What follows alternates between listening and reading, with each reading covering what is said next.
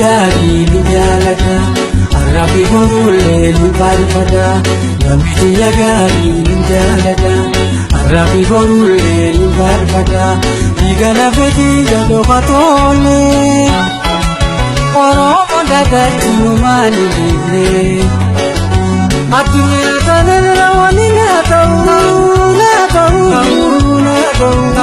afaan Oromootiin yookaan naasa'u addunyaa kanarra wanni na ta'u afaan Oromootiin yookaan naasa'u.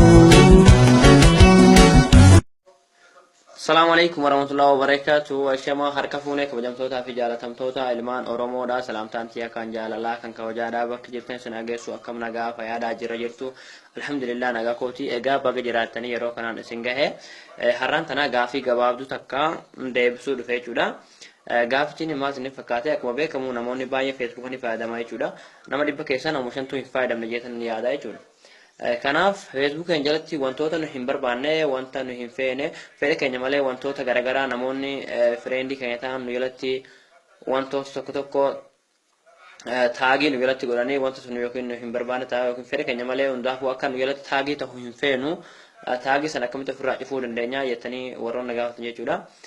Taagii ofirraa cufuudhaaf Facebook keessa ni galtu jechuudha. Egaa yeroo haala kanaan Facebook keessan galtan profailii keessan baay'atu jechuudha. Achi booda account settings irra gabbuutu. Account settings jechuun isirratti kilik gootu jechuudha. Achi booda haala kanaan yeroo isin dhufee timeline inda taagil kan jedhamu jechuudha. Isirratti kilik gootanii. Achi booda haala kanaan isin fide jechuudha. Review posts that friends tag you in before they appear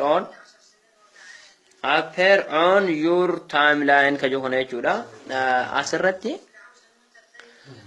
ofii mul'ata jechuudha. Asirratti jalatti jechuudha. Ofiin ergitu yeen abdii qaba. Ofii irra jira jechuudha keessan. Kanaaf on irratti deebisuu qabdu jechuudha. On irratti deebisuudhaaf asirratti jechuudha wanni tanni ishii tana kilik itti gootanii achi booda off ka jehone jechuudha. Off irratti kilik gootanii oonii ta'a jechuudha haala kanaan. Egaa amma silatti asitti oofii ture amma oonii tahee jechuudha.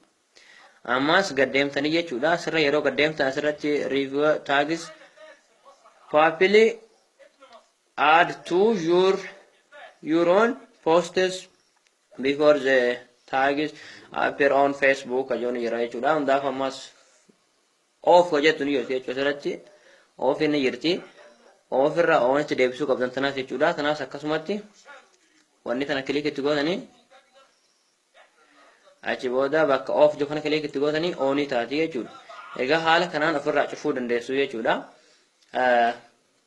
Barumsa biraatiin haga walitti deebinutti egaa naaf jiraadhaa isin jaaladhaa isin kabajaa galatoomaadhaa jechuudha waan hordoftaniif akkasuma Facebook kiyya follow godhuu hin dagatinaadhaa jechuudha.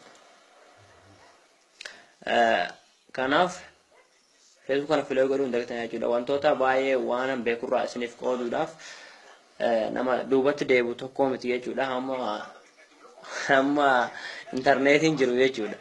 Kanaaf galatoomaadhaa jiraadhaa isin jaaladhaa isin kabajaa barnoota gaarii isiniif haa ta'u barumsa biraatti walitti deebinutti. Bye.